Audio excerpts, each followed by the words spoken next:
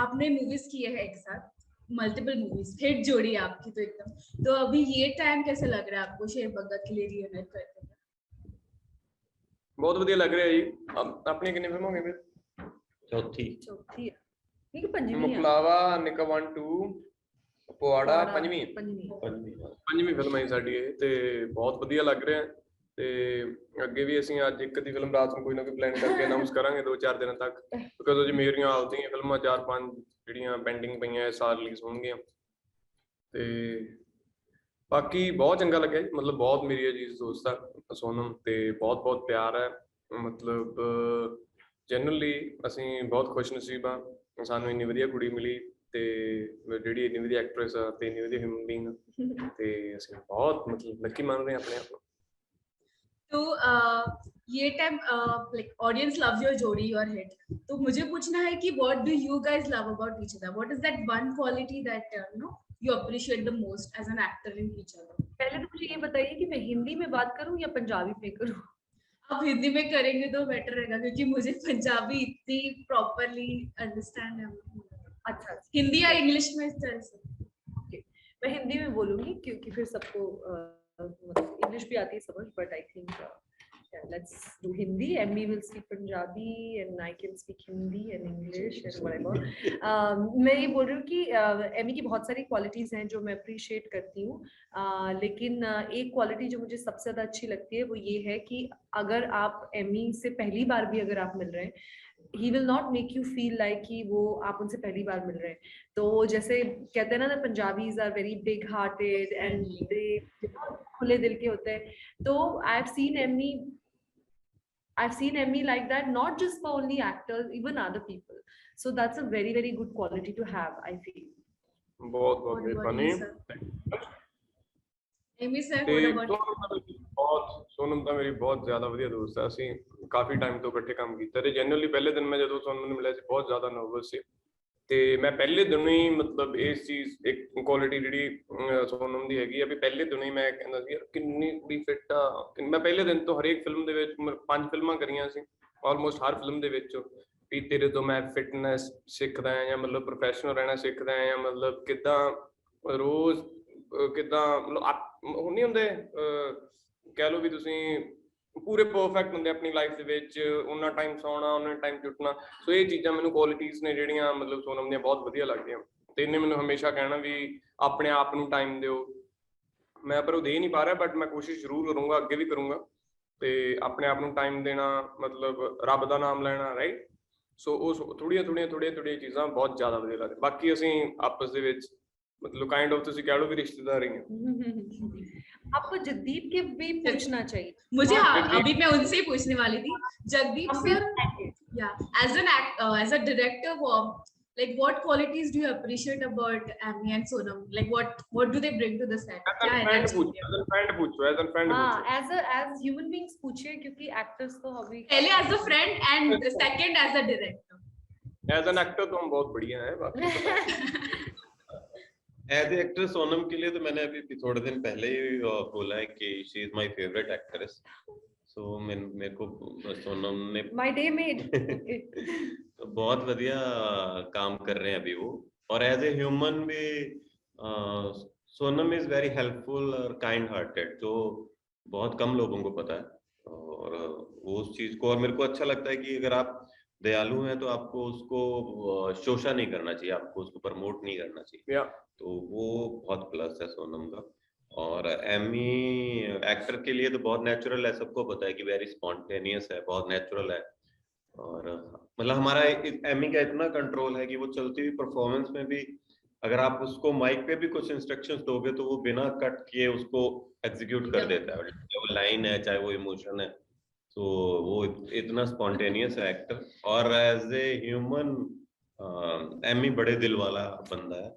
सो दोस्तों का, फैमिली का, किसी का भी, मतलब उसको 1 मिनट में वो किसी भी हेल्प के लिए ऐसे रेडी रहता है। आप उसको किसी चीज के लिए बोल दो तो उसके मुंह से ना नहीं आती। अभी आपके बारे में तो पता चल ही रहा है, फ्रेंडली, हेल्पफुल है ये सब।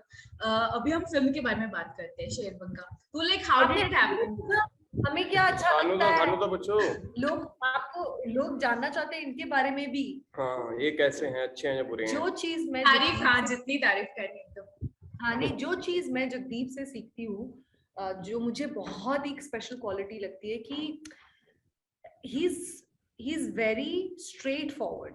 एक्चुअली मतलब ये बहुत एक ऐसी चीज है जिसमें ना बहुत मुश्किल होता है कि आप जो Clear. फील करते हैं आप Clear. वो बोल भी पाते हैं या नहीं, क्योंकि आप बहुत बार ये सोचते हैं कि शायद किसी को बुरा ना लग जाए, लेकिन अल्टीमेटली शायद ये बहुत अच्छी क्वालिटी है कि आप सच बोलें, किसी को बुरा भी लग जाएगा but that person will appreciate कि आपने सच बोला। तो ये मैं जगदीप से सीखना चाहती हूँ, that he most of the times he speaks the truth, चाहे आपको बुरा ही लग जाए। तो सीधी मैं बात, भी नो बकवास।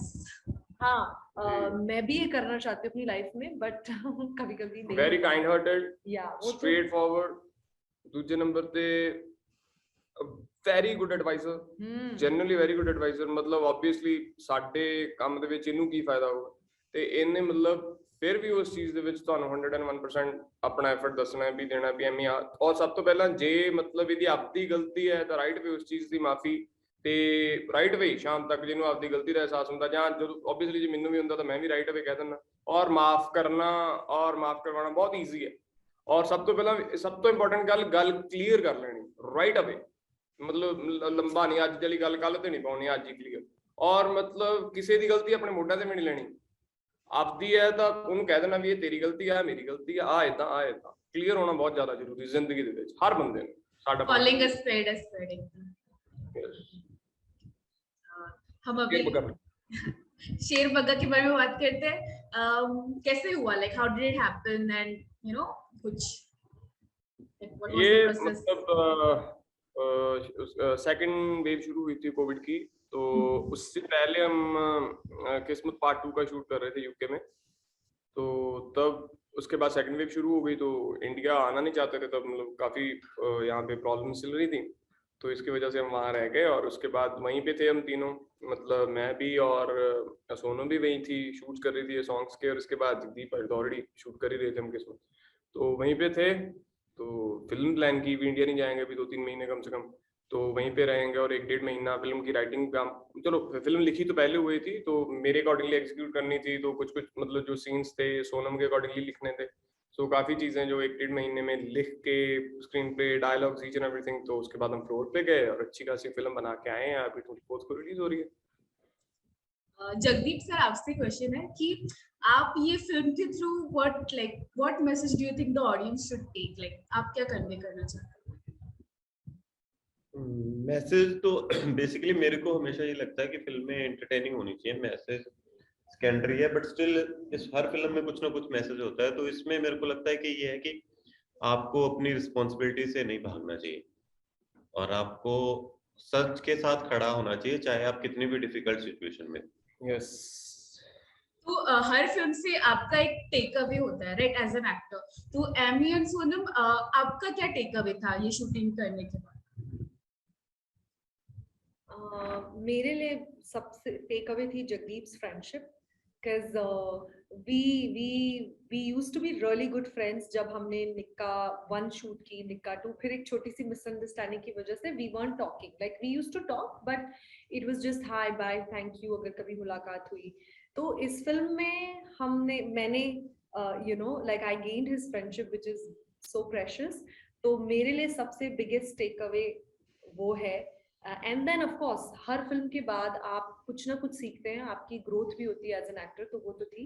But if I that's the most special thing that happened for me, तो इट वाज फ्रेंडशिप ही है बेसिकली इस फिल्म में, ओवरऑल फ्रेंडशिप है।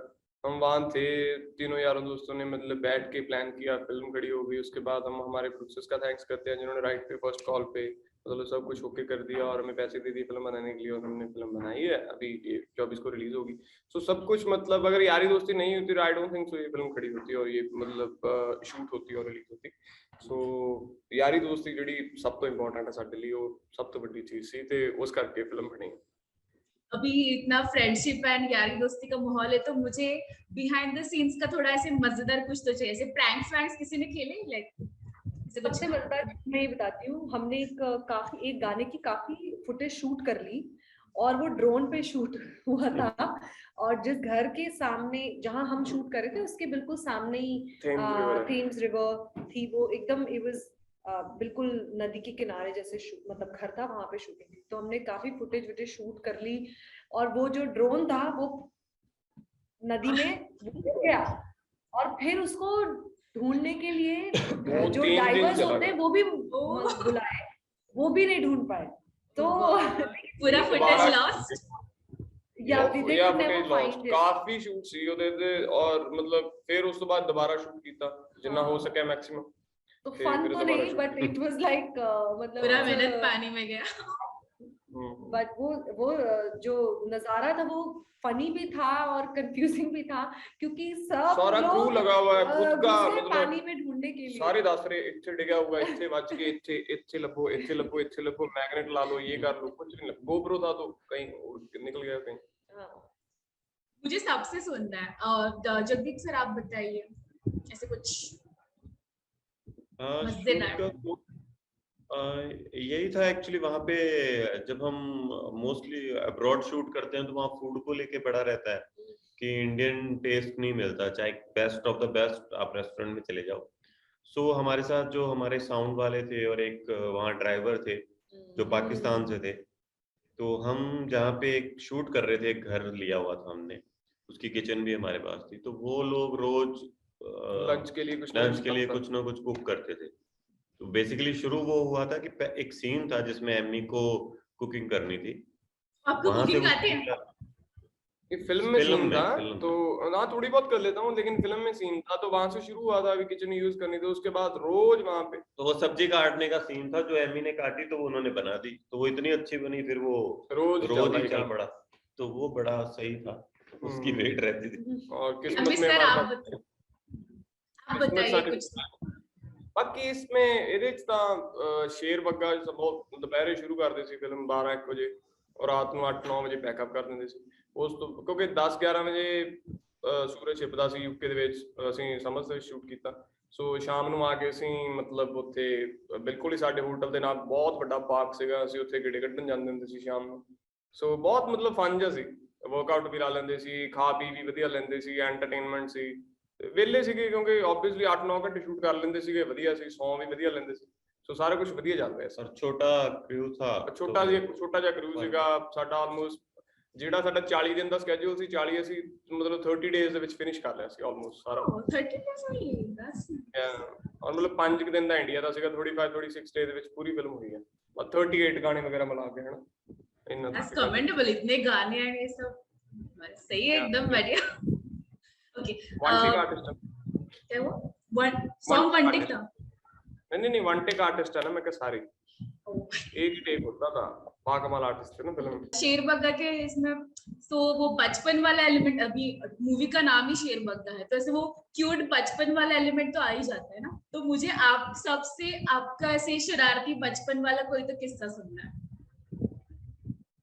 बचपन वाला मतलब मैं जिद्दां ਹੁੰਦਾ ਸੀ ਨਾ, ਮੈਨੂੰ ਫॉर एग्जांपल ਜੇ ਮੈਂ 1 ਰੁਪਿਆ ਲੈ ਲਿਆ ਦਾਦੀ ਤੋਂ ਤੇ ਉਹ ਮੰਮਾ ਕੋਲ ਵੀ ਜਾਣਾ, ਰੁਪਈਆ ਲੈਣ ਪਾਪਾ ਕੋਲ ਵੀ ਜਾਣਾ, ਜਿਹੜੇ ਸਾਡੇ ਦੁੱਧ ਪਾਉਣ ਵਾਲੇ ਹੁੰਦੇ ਸੀ ਉਹਦੇ ਤੋਂ ਵੀ ਰੁਪਈਆ ਮੰਗ ਲੈਣਾ, ਕਦੇ ਕਿਹਦੇ ਤੋਂ ਕਦੇ ਕਿਹਦੇ ਤੋਂ। ਫਿਰ ਉਹ ਕਈ ਵਾਰੀ ਕਟਾਈ ਹੁੰਦੀ ਹੁੰਦੀ ਵੀ ਜਦੋਂ ਤੈਨੂੰ ਇੱਕ ਵਾਰ 1 ਰੁਪਿਆ ਦੇਦਾ ਦੌੜ ਜਾ ਫਿਰ ਹਰੇਕ ਕੋਲੋਂ ਕਿਉਂ ਮੰਗਦਾ। ਸੋ ਉਹ ਚੀਜ਼ਾਂ ਹੁੰਦੀਆਂ ਸੀ। ਕਦੇ ਫਿਰ ਚੋਰੀ ਕਰਕੇ ਵੀ ਰੁਪਈਆ ਕੱਢ ਲੈਣਾ। ਇੱਕ ਵਾਰੀ ਮੈਂ 10,000 ਡੈਡੀ ਆਏ ਮੰਡੀਆਂ ਤੋਂ, ਸਾਡੇ ਮਤਲਬ ਮੰਡੀ ਜਾਂਦੇ ਹੁੰਦੇ ਸੀਗੇ ਫਾਦਰ ਸਾਹਿਬ, ਤੇ ਉਹ ਆਏ ਮੰਡੀ ਤੋਂ ਵਾਪਸ ਤੇ ਉਹਨਾਂ ਨੇ ਲਿਆ ਕੇ ਟਰੰਕ ਦੇ ਵਿੱਚ 10,000 ਰੁਪਏ ਦੀ ਗੱਡੀ ਰੱਖੀ, ਕਹਿੰਦੇ ਰੱਖੀ। ਔਰ ਮੈਂ ਚੱਕੀ ਛੋਟਾ ਜਿਹਾ ਸੀ, ਮੈਂ ਦੁਕਾਨ ਤੇ ਜਾ ਰਿਹਾ, 10,000 ਰੁਪਇਆ ਚੱਕ ਕੇ ਛੋਟਾ ਜਿਹਾ, ਤੇ ਰਾਹ ਦੇ ਵਿੱਚ ਇੱਕ ਸਾਡਾ ਬਜ਼ੁਰਗ ਸੀ ਤੇ ਉਹਨੇ ਮੈਨੂੰ ਰੋਕ ਲਿਆ ਤੇ ਬਜ਼ੁਰਗ ਕਹਿੰਦਾ ਖੜ ਕਿੱਥੇ ਚੱਲਿਆ? ਮੈਂ ਕਿਹਾ ਚੀਜ਼ੀ ਲੈਣ। ਰਾਹ ਸਾਲਾ ਚੀਜ਼ੀ ਦਾ ਬਣਿਆ। ਉਹਨੇ ਫੜਿਆ ਮੈਨੂੰ ਵਿੱਚੀ ਤੋਂ ਮੇਰੀ ਮੰਮੀ ਕੋਲ ਲੈ ਗਿਆ ਤੇ ਮੈਨੂੰ ਕਹਿੰਦੀ ਕਿੱਥੋਂ ਚੱਕਿਆ? ਮੈਂ ਕਿਹਾ ਇੱਥੋਂ। ਪਰ ਮੈਂ ਸੱਚ ਦੱਸਦਾ, ਮੈਨੂੰ ਪਤਾ ਹੁੰਦਾ ਵੀ ਇੱਥੇ ਰੁਪਈਏ ਪਏ, ਮੈਂ ਚੱਕਿਆ। ਫਿਰ ਉਦੋਂ ਮੇਰੀ ਕਟਾਈ ਵੀ ਹੋਈ ਪਰ ਉਸ ਤੋਂ ਬਾਅਦ ਮੈਨੂੰ 5 ਰੁਪਈਏ ਮਿਲੇ। सोनम जी आपका ऐसे चाइल्ड का? तेल तो बहुत सारे हैं, लेकिन मैं बचपन में भी ना बहुत, I think I was a curious child. तो जब मुझे याद है एक दिन ऐसा था, मेरे घर समर वेकेशन थी तो हम सब अपने फार्म हाउस पे थे और मेरे दादी दादा सब लोग सत्संग पे गए थे, तो घर पे सिर्फ बच्चे और मेरी चाची ही अकेले थे। तो मुझे पता नहीं ऐसा क्यों, क्या दिमाग में आया, तो जो बर्ड नेस्ट होता है ना, जो घोंसले होते हैं, तो वो कहीं कहीं होते हैं, हम देखते हैं, तो मैं जाकर उन सब में से अंडे, मुझे था कि मैं निकालूं, एंड ये सब करते करते मुझे उसने काट लिया। आई हैड हाँ, मुझे मक्खी ने, हाँ, पूंड लड़ गया बेसिकली, और एक भी नहीं हुआ, 2-3 जगह हुआ, तो मेरा मुंह भी ऐसे सूज गया, हाथ भी सूज गए, तो मेरी चाची इतना डर गई कि उनकी रिस्पॉन्सिबिलिटी पे हमें घर छोड़ के गए थे, तो अब क्या होगा, बिकॉज मैं दो या 3 मेरे फेस पे काटे थे और हाथों वगैरह पे, तो लाइक इमेजिन मेरे आईज, लिप्स, सब कुछ इतने मोटे मोटे हो गए थे, तो फिर मुझे बहुत डांट पड़ी और ऐसे हरकतें, बट गांव की लाइफ बहुत बहुत फन होती है, तो उसमें ये सब चलता रहता था। जगदीप साहब, शरारती थे आप, क्वाइट किड कैसे थे? नहीं, मैं ज्यादा शरारत नहीं था, क्रिएटिव ही सीगा शुरू तो थोड़ा वो था बस। मेरे ऐसे बहुत सारे इंसिडेंट तो हैं कि जब मैं छोटा था तो मुझे ऐसे काउंटिंग आती थी, लेकिन रुपया पैसा नहीं पता था कि रुपया क्या होता है, पैसा क्या होता है। तो हमारे पास वाले गांव पे एक दुकान थी, मैं वहां पढ़ने जाता था, तो वहां होली आने वाली थी, तो मैंने पूछा पिचकारी, तो उन्होंने बोला कि 4 रुपए की है, छोटी सी बच्चों वाली पिचकारी थी। तो मैं वहां से घर पे भागा और मेरी दादी मुझे पैसे दे रही है अभी, तो मैंने देखा 50 पैसे ऐसे हाथ में आए, तो 50 है ये, तो मुझे लगा ये तो 50 है, वो 4 की आएगी तो 46 वापस मिलेंगी। वो मेरे को रोकते रहे, लेकिन तब तक मैं भाग गया कि बहुत ज्यादा है, बहुत है। वहां जाके पता चला वो दे नहीं रहा, तो अब जाके समझ में पिचकारी आया का सिर्फ हैंडल लेके आए क्या फिर आप? तो ਸੇਮ ਹੀ ਮੇਰੇ ਨਾਲ ਇਦਾਂ ਹੋਇਆ। ਸਾਡੇ ਜਦੋਂ ਮੈਂ ਕੁਲਫੀ ਲੈਣੀ ਸੀ, मैं ना कॉलेज ਦੇ ਵਿੱਚ ਸਾਡੇ ਨਾ ਜਿਵੇਂ कणक गेहूं होता है ना, वो दे दो किसी को तो वो कुल्फी दे देते हैं, ऐसा करके ना मैं कॉलेज पाई कणक ਇਦਾਂ ਤੇ ਮੈਂ ਜਾ ਕੇ ਕੁਲਫੀ ਵਾਲ ਨੂੰ ਫੜਾਤੀ ਤੇ ਮੈਂ ਕਿਹਾ ਕਣਕ ਤੋਲ ਰਿਹਾ ਹੋ ਤੇ ਮੈਨੂੰ ਕਹਿੰਦਾ 250 ਰੁਪਇਆ ਹੋਊਗਾ। ਮੈਂ ਕਿਹਾ ਦੋਵਾਂ ਦੀ ਕੁਲਫੀ 26 ਵਾਪਸ ਕਰੂਗਾ ਤੇ ਮੈਂ ਫੜ ਕੇ ਕੁਲਫੀ, ਮੈਂ ਕਿਹਾ ਬਾਕੀ ਪੈਸੇ, ਕਹਿੰਦਾ 250 ਰੁਪਇਆ ਹੋਊਗਾ। ਮੈਂ ਕਿਹਾ 28 ਰੁਪਏ ਹੋ ਗਏ ਤੇ ਦੇ ਦੇ 26 ਰੁਪਏ ਵਾਪਸ ਦੇ ਦੇ, 28 ਰੁਪਏ ਹੋ ਗਏ। ਉਹ ਕਹਿੰਦਾ 250 ਰੁਪਇਆ ਹੋਊਗਾ, 50 ਪੈਸੇ ਨਾਲ ਦਿੱਤੇ ਤੇ ਕੁਲਫੀ ਕਹਿੰਦਾ 2.5 ਰੁਪਏ ਹੋਇਆ। ਮੈਂ ਕਿਹਾ ਫੜੇ ਨੂੰ ਤੇਰੇ 2.5 ਕਿਉਂ, 2.5 ਕਹਿਆ 250 ਰੁਪਇਆ ਹੋਊਗਾ। ਕਹਿੰਦਾ 28 ਰੁਪਇਆ ਕਵੇ ਉਹ ਮੈਨੂੰ 2.5 ਲੱਗਣ, ਨਾਲ ਮੈਂ ਕੁਲਫੀ ਲੈਂਦੀ 50 ਪੈਸੇ ਲੈਂਦੇ ਨਾਲ। सबका एकदम ये अभी हम लोग शेरबैगर के बारे में बात कर रहे थे, तो पेरेंटिंग वाला एंगल भी है ना काफी मूवी में। जी। तो मुझे जानना है कि आप कौन से टाइप के पेरेंट बनेंगे, फन पेरेंट की से स्ट्रिक्ट गुड पेरेंट? आपका ऐसे पेरेंटिंग मोटो क्या है? फन। मुझे लगता है मैं तो स्ट्रिक्ट डिसिप्लिन टाइप बनूंगी। मुझे ऐसा लगता है, हालांकि बनना तो मैं भी फन चाहती हूँ, बट वो एक आपकी कुछ आदतें होती है ना, नहीं छूटती, तो ऐसा लगता है कि शायद मैं तो स्ट्रिक्ट टाइप ही बनूंगी। जग्गी तो दोनों ही हैगा। अच्छा, वाह, जग्गी ये भी ऑलरेडी होना है चाहिए, तो फिर बैलेंस होना चाहिए, है ना? हां, बैलेंस होना जरूरी है, बट मेनू में लगता भी मेरा फन ज्यादा होगा। कोई एक टाइप की ज्यादा होते हैं ना कभी-कभी, तो अब फन वाले। What about you sir? Jagdeep sir आपका क्या? मेरा एक्चुअली दोनों ही है, मतलब डिपेंड करता है कि कभी फन रहता है, कभी जब बहुत जरूरत पड़ती है स्ट्रिक्ट होने की तो फिर स्ट्रिक्ट भी होना पड़ता है, बट ठीक है, बट ज्यादा लेकिन लाइट मोड वाला ही सिस्टम है, कोई चक्कर नहीं। अभी मुझे ये पूछना है कि एमएन सोनम, आपने इतने मूवीज में काम किया, तो अभी आफ्टर शेरबग्गा और कोई आपका ऐसे प्रोजेक्ट है एक साथ प्लान कर रहे हो? कुछ नहीं है, और अगर मुझे कोई देना चाहे तो प्लीज मुझे बहुत ही इंटेंस लव स्टोरी कराई जाए, वरना मुझे मैं वही करूंगी पहले एमी के साथ, मैंने सोच लिया है। मुझे आपके दिमाग में कुछ है और ऐसे कुछ प्लॉट या ऐसे कुछ है बनाओ? डॉक्टर साहब ने कहा, डॉक्टर साहब लिख देंगे। डॉक्टर साहब प्लीज, अब सबके सामने मैं दरख्वास्त कर रही हूँ कि मेरे लिए प्लीज एक दिल को क्या नॉट दहलाने वाली, दिल को छू जाने वाली लव स्टोरी प्लीज आप मुझे एक लिख कर दीजिए और मुझे डायरेक्ट लिख दे। डॉक्टर साहब लिख दो फिर। तो आपका फिर अभी सबका फ्यूचर प्रोजेक्ट्स क्या है? बहुत नहीं मेरे तो नेक्स्ट मंथ भी फिल्म 15 जुलाई को भी है, एक 19 हर 15 फिल्म है, एक 15 जुलाई को है, एक 19 अभी देखो इस फिल्म के 3 हफ्ते बाद फिल्म है। कौन सी फिल्म? बाजरे तो सिट्टा, उसका मतलब इस फिल्म में उसका ट्रेलर है। अच्छा, थोड़ा सा उसका कुछ तो स्नीक पिक दो ना, व्हाट इज इट अबाउट? वो तो मतलब सिंगिंग पे 2 मतलब बच्चियां गाती हैं उसमें, तो बहुत फैमिली एंटरटेनर है, मतलब पीरियड फिल्म है, बहुत अच्छी लगेगी तुम। वो बाजिर द सितार, फिर उसके बाद लॉन्ग लाची पार्ट 2 19 अगस्त में, जुलाई और अगस्त में 19 अगस्त बाजिर सॉरी लॉन्ग लाची पार्ट 2। देन उस तो 3 वीक बाद कोई मखना जो सारेगामा के साथ है, सिमर भाजी ने डायरेक्ट की है तान्या के साथ, वो है 9 सितंबर को। उसके बाद 4 नवंबर को और करूंगा, अभी डेट अनाउंस करूंगा थोड़े दिन में। फुल्ली पैक्ड मतलब सोनम। इसके बाद 5 महीने नहीं कुछ आएगा, नेक्स्ट ईयर मतलब एक साल में 7 फिल्में। Oh my God. एक OTT पे आएगी। 7 हो गया, और साढ़े 7 हो गया ना वो 8वीं OTT पे आएगी, वो 8वीं। तो 8 फिल्में एक साल में। तो सब जगह से है, मतलब म्यूजिक में भी होगा ना, म्यूजिक वीडियो वगैरह भी। हिंदी अलग है ना। 8 तो हुई। हिंदी सुने? अच्छा हिंदी में भी कुछ कर रहे हो हिंदी में? 83 आई थी अभी, धर्मा के साथ आ रही है ना आगे नेक्स्ट ईयर। नहीं जे तू छल्ले मुंदिया नु मिला ले 8 फिल्म हो गया। वापस सुख रखे भी कराने के साथ 8 पंजाबी भी। What about you Sonam? मेरी इसके बाद एक 5 अगस्त को एक फिल्म रिलीज होगी, जित माही। उसके बाद I have not shot anything, तो let's see how everything will fall in place. देखते हैं। लेट्स होप तुम्हारी और इमी की ऐसी इंटेंस वाली कुछ तो लव स्टोरी आती है। Definitely gonna do that. Jagdeep sir, आपका क्या है डायरेक्टर? मेरी नेक्स्ट पिक्चर है सितंबर में, टाइटल है मो, इट्स विद सरगुन एंड गिताज बिंद्रके।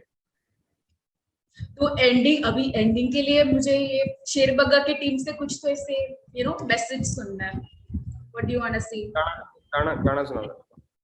गाना सुना। हो मुंडा अद्धी राती आया ते निशानी दे गया, झांजरां दे नाल जिंदगानी दे गया, दुੱਧ वांगू निखरी फिरां जिंद फीती फीती होई आ, ओ मैनू तां नचाउण झांजरां लोकी कहंदे पीती होई आ, मैनू तां नचाउण झांजरां लोकी कहंदे पीती होई आ। Thank you so much. Before we say good bye for today, थोड़ा एक सीरियस नोट पे भी एक क्वेश्चन पूछना था मुझे। मैंने सुना था कि आपने ये जो फिल्म है वो सिद्धू मूसेवाले की डेथ के बाद मतलब पोस्टपोन किया था, राइट? तो do you have any like something to share in the memory of the late singer? We have some really fond memories with him, and I'm sure हम सबको ये लगता है that whatever little time we got to spend with him is so precious, and it'll always we'll always cherish that time, and we are so fortunate that we got to spend that time with him. Or yeah, and he was a legend when he was here, and he'll forever be a legend, and there'll never be anyone like him ever. ਉਹਦੀ ਪਤਾ ਨਹੀਂ ਗੱਲ ਹੀ ਨਹੀਂ ਹੁੰਦੀ ਸਾਡੇ ਤੋਂ, ਉਹਦੇ ਲਈ ਕੁਝ ਹੈ ਨਹੀਂ, ਤੁਹਾਡੇ ਕੋਲ ਗੱਲ ਕਰਨ ਨੂੰ ਨਹੀਂ ਹੈ, ਪਤਾ ਤੁਹਾਡੇ ਕੋਲ ਸ਼ਬਦ ਨਹੀਂ ਹੈ डिस्क्राइब ਕਰਨ ਲਈ ਉਸ ਬੰਦੇ ਨੂੰ। मतलब आपको ऐसे कुछ मेमोरी शेयर करना होगा अगर ਸਾਡਾ ਮਤਲਬ ਮੈਂ ਨਹੀਂ ਕਹਿੰਦਾ ਵੀ ਮੇਰਾ ਬਹੁਤ ਜ਼ਿਆਦਾ ਵਧੀਆ ਦੋਸਤ ਸੀ, ਪਰ ਮੇਰੇ ਨਾਲ ਵਧੀਆ ਗੱਲਬਾਤ ਹੁੰਦੀ ਸੀ, ਤੇ ਜਦੋਂ ਵੀ ਭਾਵੇਂ ਹੁਣ ਪਿੱਛੇ ਇਲੈਕਸ਼ਨਾਂ 'ਚ ਵੀ ਸੀਗਾ ਤੇ ਵਧੀਆ ਗੱਲਬਾਤ ਹੁੰਦੀ ਸੀ ਸਾਡੀ, ਮਤਲਬ ਵਧੀਆ ਸਤਿਕਾਰ ਕਰਦਾ ਸੀ, ਸਾਨੂੰ ਪਿਆਰ ਕਰਦੇ ਸੀ ਹਮੇਸ਼ਾ। ਉਹਨੇ ਇੱਥੇ ਕਹਿਣਾ, ਕਿਉਂਕਿ ਕਹਿੰਦੇ ਵੀ ਤੁਹਾਨੂੰ 5-4 ਜਣਿਆਂ ਨੂੰ ਮੈਂ ਜ਼ਿਆਦਾ ਮਤਲਬ ਪਿਆਰ ਕਰਦਾ, ਚਾਹੇ ਕਲਾਕਾਰਾਂ ਦੀ ਮੈਂ ਗੱਲ ਕਰਾਂ ਤੇ ਇੱਜ਼ਤ ਮਾਨ। ਜਦੋਂ ਅਸੀਂ 295 ਪਹਿਲੀ ਵਾਰੀ ਮੈਂ ਤੇ ਜਗਦੀਪ ਨੇ ਤੇ ਅਸੀਂ ਸੋਨਮ, ਅਸੀਂ ਸਾਰਿਆਂ ਨੇ ਇਕੱਠੇ ਸੁਣਿਆ ਸੀਗਾ, ਤੇ ਸਾਨੂੰ UK ਸਾਡੇ ਸੈੱਟ ਤੇ ਮਿਲਿਆ ਸੀਗਾ ਜਿੱਤੂ ਵੀਰਾ। ਤੇ ਮਤਲਬ ਉਹਨਾਂ ਦੇ ਜੇ ਪਰਿਵਾਰ ਨਾਲ ਵੀ ਗੱਲ ਕਰਦਾ ਹੁੰਦਾ ਸੀ, ਮੈਂ ਵੀਡੀਓ ਕਾਲ ਤੇ 1-2 ਵਾਰ ਕੀਤੀ ਹੈ, ਤਾਂ ਉਹਨਾਂ ਨੇ ਵੀ ਹਮੇਸ਼ਾ ਮੈਨੂੰ ਪਿਆਰ ਨਾਲ ਗੱਲ ਕਰਨੀ ਹੈ। ਹੁਣ ਵੀ ਜਦੋਂ ਮੈਂ ਜਿੱਦਣ ਕ੍ਰਿਮੇਸ਼ਨ ਸੀ ਉਦੋਂ ਮੈਂ ਮਾਰਨਿੰਗ ਘਰੀ ਸੀ ਉੱਥੇ, ਤੇ ਉਹਨਾਂ ਨੂੰ ਵੀ ਜਦੋਂ ਮੈਂ ਮਿਲਿਆ ਤੇ ਉਦੋਂ ਵੀ ਮੈਂ ਜਾ ਕੇ ਮੰਮੀ ਪਾਪਾ ਕੋਲ ਬੈਠਾ ਉੱਥੇ, ਤੇ ਉਹਨਾਂ ਨੇ ਵੀ ਮੈਨੂੰ ਏਦਾਂ ਹੀ ਦੱਸ ਦਿੰਦੇ ਸੀ ਕਿ ਵੀ ਤੁਹਾਨੂੰ ਬਹੁਤ ਸਤਿਕਾਰ ਦਿੰਦਾ ਸੀ। ਤੇ ਆਪ ਮਤਲਬ ਕਈ ਵਾਰੀ ਗੱਲ ਤੁਹਾਡੇ ਤੋਂ ਕਹਿ ਕੇ ਨਹੀਂ ਦੱਸੀ ਜਾਂਦੀ ਹੁੰਦੀ, ਤੇ ਨਾ ਹੀ ਤੁਸੀਂ ਮਤਲਬ ਉਹ ਚੀਜ਼ ਨੂੰ ਐਕਸਪ੍ਰੈਸ ਕਰ ਸਕਦੇ ਹੋ, ਤੁਹਾਡੇ ਮਨ 'ਚ ਹੀ ਹੁੰਦਾ ਵੀ ਤੁਸੀਂ ਕਿੰਨਾ ਚਾਹੁੰਦੇ ਸੀ ਕਿਸੇ ਨੂੰ ਤੇ ਕਿੰਨਾ ਪਿਆਰ ਕਰਦੇ ਹੋ, ਉਹ ਤੁਹਾਨੂੰ ਕਿੰਨਾ ਚਾਹੁੰਦਾ ਸੀ, ਤੁਸੀਂ ਜੋ ਜਾਣਦੇ ਹੁੰਦੇ ਹੋ, ਤੁਸੀਂ ਤੀਜਾ ਬੰਦਾ ਨਹੀਂ ਜਾਣਦਾ ਹੁੰਦਾ, ਤੇ ਤੁਸੀਂ ਐਕਸਪ੍ਰੈਸ ਕਰ ਵੀ ਨਹੀਂ ਸਕਦੇ, ਦੱਸ ਵੀ ਨਹੀਂ ਸਕਦੇ ਕਿਤੇ, ਤੇ ਦੱਸਣਾ ਜ਼ਰੂਰੀ ਵੀ ਨਹੀਂ ਸਮਝਦਾ ਹੁੰਦਾ। जगदीप सर, आपको कुछ कहना है? कोई यही ऐसी है मेमोरी? मेरी एक ही बार पर्सनली तो एक ही बार मिलना हुआ है सिद्धू से, जब हम UK में थे, और फोन पे कई बार बातचीत हुई है। सो बहुत बड़ा आर्टिस्ट था वो, 5 साल में अपने आप को एक छोटी सी जगह पे जाके और इतना बड़े मुकाम पे खड़ा होके भी अपनी डाउन टू अर्थ रहना, अपने गांव में रहना, अपनी जमीन से जुड़ा रहना। सो बहुत डिफरेंट सोच का था और बहुत होप थी पंजाबी म्यूजिक इंडस्ट्री को कि वो बंदा हमें बहुत आगे तक लेके जाएगा ना। सो सडनली वो एक होप एकदम से खत्म हो गई है, सो सैड है। Rest in peace. ओके, मुझे अब ये एकदम समबर एटमॉस्फेयर पे एंड नहीं करना, but I will just wish कि आपकी फिल्म को सक्सेस हो। All the best to team Sherbagga, and it was really a delight talking to you. Thank you बहुत बहुत thank you thank you. Bye.